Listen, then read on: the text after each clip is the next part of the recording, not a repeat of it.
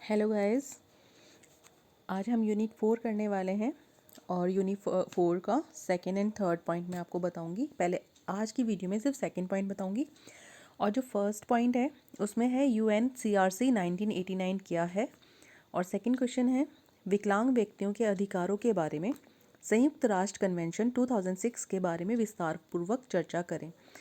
तो ये first point था, तो मैंने इसका क्वेश्चंस दे दिया था। तो अभी जो सेकंड पॉइंट है वो है scheme of inclusive education for the disabled at secondary school IEDSS 2009। Hindi में बोलेंगे तो माध्यमिक विद्यालय में विकलांगों के लिए समावेशी शिक्षा की योजना। माध्यमिक विद्यालय यानी कि सेकेंडरी 9, 10, 11 मतलब 9, 10 के बारे में हम बात करेंगे आज ना। तो इसके बारे में मैंने कुछ पॉइंट्स लिखे हैं वो मैं आपको बता देती हूँ कि ये योजना क्या है और इसका उद्देश्य क्या है, इसके लक्ष्य समूह क्या है और इस योजना का प्रकार क्या है, इसके एलिमेंट्स कौन कौन से हैं और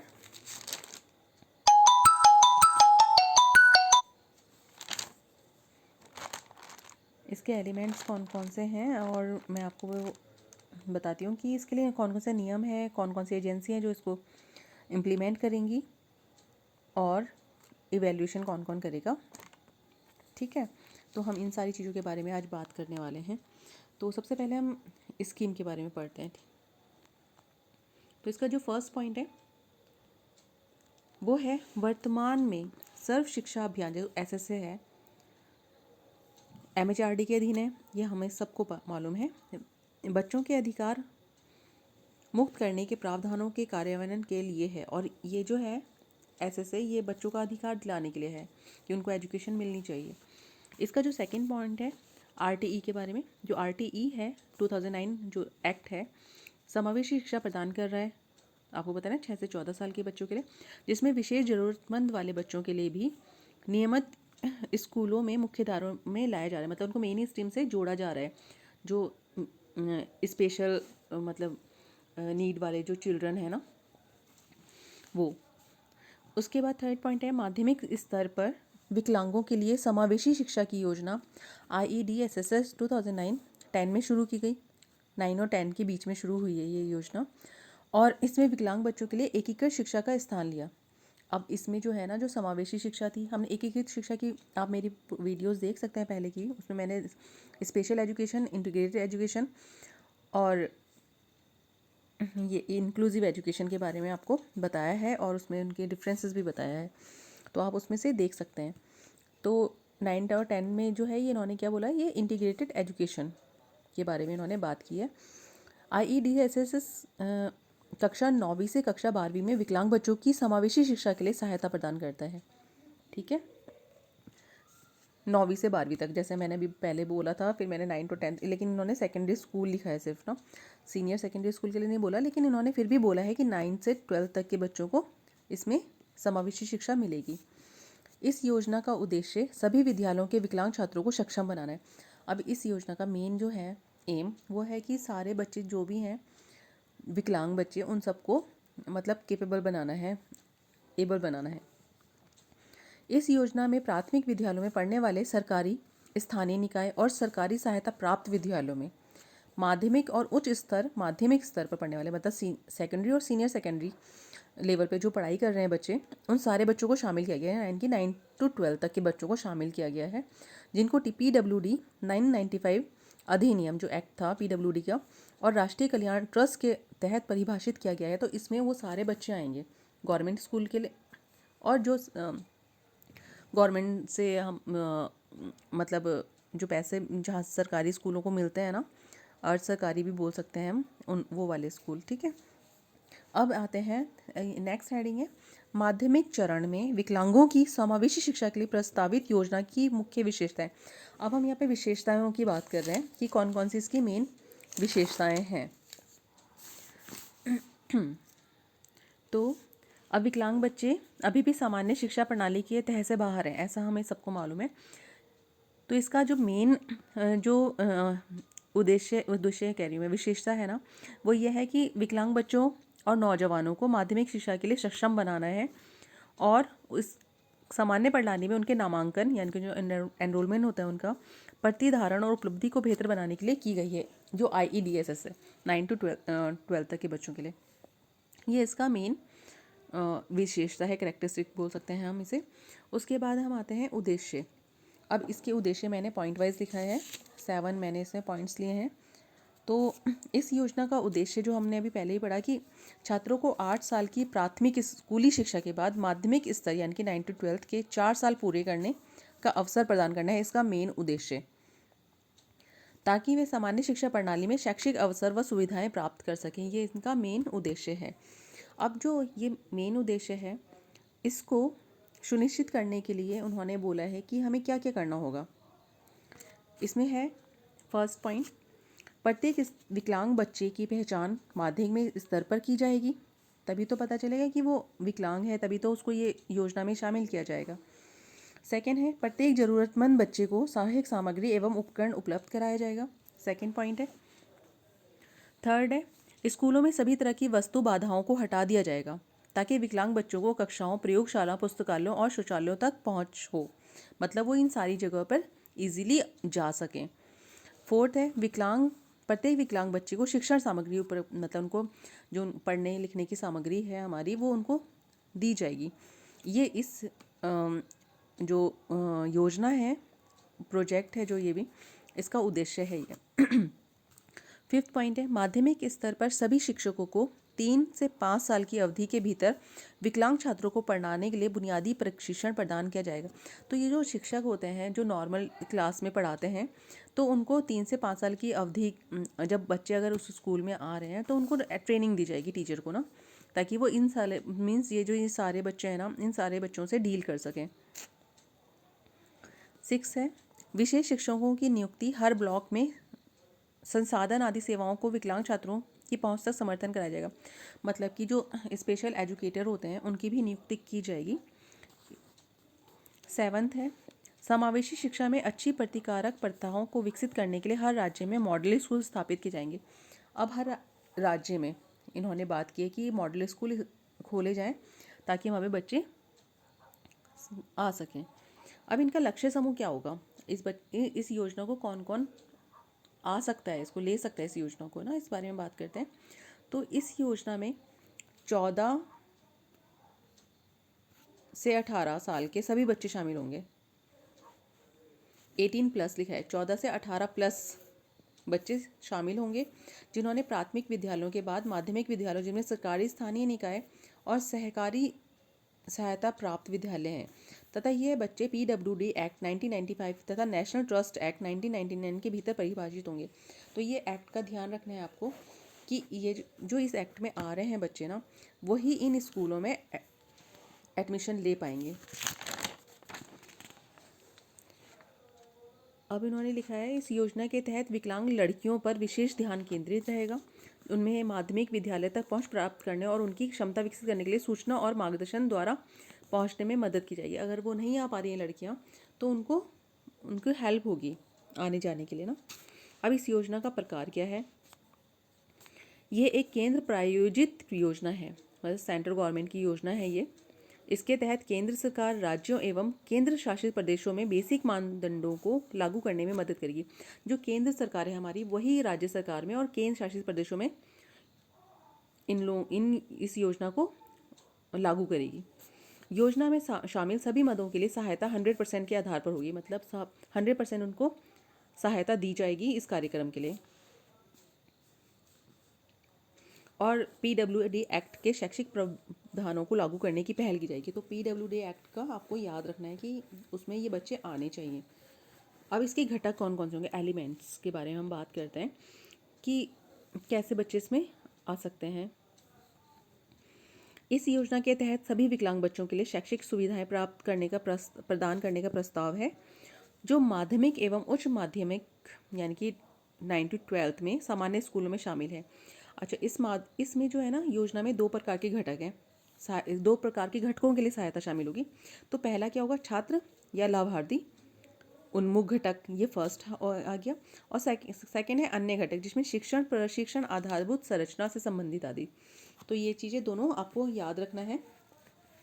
अब इसमें बच्चों जो पहला समूह है यानी कि छात्र लाभार्थी उन्मुख घटक, इसके बारे में हम बात करते हैं। तो घटकों के पहले समूह के लिए प्रतिवर्ष 3,000 रुपये प्रति विकलांग बच्चे को सहायता प्रदान करने का प्रस्ताव है, यानी कि हर बच्चे को ना हर एक साल 3,000 रुपये दिए जाएंगे। और अब वो 3,000 रुपये जो दिए जाएंगे वो किन किन चीज़ों में खर्च की जाएगी उसके बारे में भी यहाँ डिटेलिंग है। तो हम यहाँ पे मैंने 7 पॉइंट्स लिखे हैं कि ये जो 3,000 रुपये इनको दिए जाएंगे बच्चों को, मतलब हर एक विकलांग के लिए, तो उसकी मतलब वो कैसे खर्च होंगे। तो इसका फर्स्ट पॉइंट है, विकलांग बच्चों की पहचान एवं मूल्यांकन में खर्च की जा सकती है। ये जो 3,000 रुपये हैं, ठीक है, मतलब मिलेंगे नहीं है बच्चों को, ये लोग खर्च करेंगे। विकलांग छात्रों के लिए सहायता और उपकरणों का प्रावधान जिनकी उन्हें आवश्यकता है। हाँ देखो, या तो वो उनकी पहचान और मूल्यांकन, मतलब कैसे उनका इवैल्यूएशन करते हैं ना, उसमें खर्च कर सकते हैं पैसे, सेकंड है। या फिर वो खर्च कर सकते हैं उनको हेल्प देने के लिए, उनके लिए कुछ उपकरण खरीदने के लिए। या फिर विकलांग छात्र को उनकी आवश्यकता होने से शिक्षण सामग्री तक पहुंच प्राप्त होगी, जैसे ऑडियो टेप्स, ब्रेल पाठ्यपुस्तक आदि, ठीक है, या इस पे खर्च हो सकते हैं। या फिर परिवहन सुविधाओं पे खर्च हो सकते हैं, छात्रावास सुविधाओं की छात्रवृत्ति सुविधाओं पे खर्च हो सकते हैं, छात्रवृत्ति पे खर्च हो सकते हैं, किताबें, स्कूल यूनिफॉर्म, सहायक उपकरण, सरकार सहायक कर्मचारी जैसे सुविधाओं का प्रावधान है। मतलब इतने 3,000 रुपये में एक बच्चे के लिए अगर खर्च करेंगे तो कैसे करेंगे, माय गॉड। विकलांग लड़कियों के लिए स्टिपेंड, वजीफ़ा, हाँ ये ज़्यादा सही है कि अगर लड़कियों को या लड़कों को अगर आप दे रहे हो पैसे ना, कि वो आप अपनी ज़रूरतों का सामान ले सकें, वो ज़्यादा सही रहेगा। फिर है आईसीटी का उपयोग को विकलांग छात्रों के लिए सुलभ बनाया जाएगा। इंफॉर्मेशन एंड कम्युनिकेशन टेक्नोलॉजी जिसे हम बोलते हैं आईसीटी, इस स्कीम के तहत विभिन्न विकलांगों के लिए आवश्यकता अनुसार सॉफ्टवेयर भी उपलब्ध कराए जाएंगे। 7 पॉइंट है, इस योजना के तहत वित्तीय सहायता विकलांगों के लिए निर्देशात्मक सामग्रियों की खरीद की जा सकती है। इस 3,000 रुपये से उत्पादन के लिए उपलब्ध होगी, जो स्कूली शिक्षा के माध्यमिक स्तर पर शिक्षकों और छात्रों के लिए सह शिक्षण सामग्री का विकास किया जाएगा। ये इसका 7 पॉइंट है। तो इन सारी चीज़ों पे वो 3,000 रुपये खर्च किए जा सकते हैं, 7 जो है। अब है जो दूसरा समूह है, जो हमने दूसरा पढ़ा था ना, अन्य घटक, जिसमें शिक्षण, प्रशिक्षण, आधारभूत संरचना से संबंधित आदि था ना, तो उस पे जो पैसे खर्च किए जाएंगे वो कैसे किए जाएंगे। तो घटकों के दूसरे समूह जैसे कि शिक्षण, प्रशिक्षण, संसाधन, कमरों का निर्माण, अनुसंधान आदि को अलग से कवर किया जाएगा, ऐसा उन्होंने कहा है। और ये घटक निम्न प्रकार से होंगे, ठीक है। इसमें भी 8 पॉइंट्स हैं, वो मैं आपको बता देती हूँ। इसमें है सीसीपीडी और आरसीआई की मदद से केंद्रीय स्तर पर विभिन्न प्रकार की विकलांगताओं के लिए आवश्यक मानदंड और दिशा निर्देश जारी करने के लिए विस्तृत मैनुअल विकसित किया जाएगा, ठीक है। एक मैनुअल बनाया जाएगा जिसमें आरसीआई और सीसीपीडी की मदद से ना कि क्या होना चाहिए। इस योजना में मौजूदा माध्यमिक विद्यालयों भवन में सुलभ भौतिक वातावरण को विकास का मतलब जो एक विस्तृत जो मैनुअल जो बनाया जाएगा, उसमें ये योजना ये बताएगी कि जो भवन है बच्चों के लिए, जो विकलांग बच्चे हैं, उसको कैसे बनाना है, कैसे, मतलब भौतिक वातावरण से हमारा तात्पर्य वही है कि उसमें कैसे उनको लिए चीज़ें होनी चाहिए ताकि वो इजीली आ जा सकें, जैसे हमने पिछले पॉइंट्स में भी बात की है। सेकंड पॉइंट है, माध्यमिक स्तर पर सभी शिक्षकों को विशेष रूप से रणनीति बनाने के लिए प्रशिक्षित किया जाएगा, ठीक है। थर्ड पॉइंट है, इस प्रशिक्षण में समावेशी शिक्षा के प्रबंधन के लिए विकासशील रणनीति शामिल होगी। इसमें शिक्षक, विशेष शिक्षक और स्थानीय शिक्षक, प्रशासक और शिक्षक प्रमुख शामिल होंगे। शिक्षक प्रमुख मतलब प्रिंसिपल बोल सकते हैं हम। फोर्थ पॉइंट है, प्रशिक्षण संस्थानों को मजबूत बनाना एवं एनजीओ की को समावेशी स्कूलों में शिक्षक प्रशिक्षण कार्यक्रम और विशिष्ट विकलांगों के लिए शैक्षिक हस्तक्षेप के लिए सहायता प्रदान करना। तो हमें एनजीओस भी आ गए इसमें ना, और प्रशिक्षण संस्थान भी आ गए, तो उनके कोलैबोरेशन से हम इसको ईजिली इस योजना को कर सकते हैं। मतलब एक्चुअली ईजिली तो नहीं करेंगे, बट हेल्प मिल जाएगी। फिफ्थ पॉइंट है, प्रति विद्यालय शहरी क्लस्टर में संसाधन, कमरे और उपकरणों का प्रावधान है इसमें, ठीक है। सुलभ सुविधाएं हैं, संबंधित एजेंसियों के समर्थन से विकसित किया जा सकता है इन सब चीज़ों को ना। 6 पॉइंट है, कोई माध्यमिक एवं उच्च माध्यमिक स्कूल जहाँ विकलांग बच्चों की संख्या 5 से अधिक है वहाँ एक विशेष शिक्षक नियुक्त किया जाएगा। ठीक है, अगर वहाँ एक ही बच्चा है तो वो नॉर्मल टीचर को ट्रेन किया जाएगा, लेकिन अगर वहाँ 5 से अधिक बच्चे हैं तो वहाँ पे एक स्पेशल एजुकेटर का अपॉइंटमेंट होना ही होना है। 7 पॉइंट है, उपयुक्त सरकार एवं NGOs के सहयोग से मॉडल समावेशी स्कूल बनाना। ठीक है, ये इसका 7 पॉइंट है। 8 पॉइंट में आते हैं हम, प्रशासन, अनुसंधान और विकास और निगरानी और मूल्यांकन इस योजना का अभिन्न अंग बनेंगे। ओके, अब आते हैं भागीदारी और संपर्क में। ये गाइस ये विशेषता ही चल रही हैं शायद, उस विशेषताओं के नहीं, विशेषताएं नहीं है, ये घटक हैं। घटक कंप्लीट हो चुके हैं, अब ये नए इसी में ही हेडिंग्स चल रही हैं लगातार ना इस योजना की ना। भागीदारी और संपर्क, अब सामाजिक न्याय और अधिकारिता मंत्रालय, भारतीय पुनर्वास परिषद आई गेस IRCI बोल सकते हैं इसे हम, एवं नेशनल ट्रस्ट आदि मंत्रालयों एवं संगठनों के संपर्क से यह योजना विकलांग बच्चों की आवश्यकताओं को पूरा करने में मदद करेगी। ठीक है, कौन कौन भागीदारी है इसमें, किन किन की, सामाजिक न्याय और अधिकारिता मंत्रालय, RCI और नेशनल ट्रस्ट। ठीक है, उसके बाद नियमों ने ढील करने के लिए नियम कौन कौन से हैं, राज्य सरकारें, केंद्र शासित प्रदेश प्रवेश से संबंधित नियमों में छूट के लिए प्रावधान करेंगी। ओके, कार्यान्वयन मतलब इम्प्लीमेंटिंग एजेंसीज कौन कौन सी है, इस योजना को राज्य सरकारों द्वारा कार्यान्वयन एजेंसियों के माध्यम से लागू किया जा सकता है।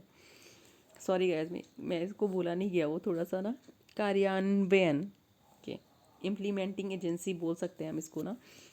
निगरानी एवं मूल्यांकन, निगरानी व्यवस्था कौन करेगा और इवेल्यूशन कौन करेगा इसका ना, तो इसमें ना गुणात्मक एवं मात्रात्मक डेटा शामिल होंगे, मतलब कि क्वालिटेटिव एंड क्वांटिटेटिव डेटा जो होंगे दोनों शामिल होंगे।